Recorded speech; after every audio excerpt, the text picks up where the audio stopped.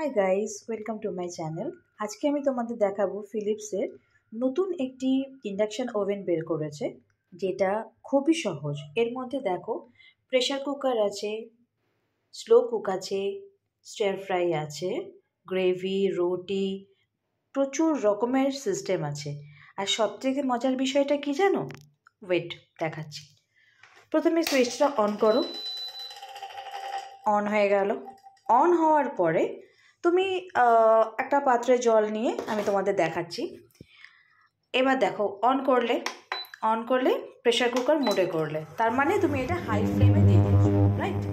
এবার যদি তোমার আর্জেন্সি কোনো কাজ এসে পড়ে, তখন তুমি এটাকে স্লো কুকে দিয়ে দাও, তোমার অটোমেটিক রান্না হয়ে যাবে।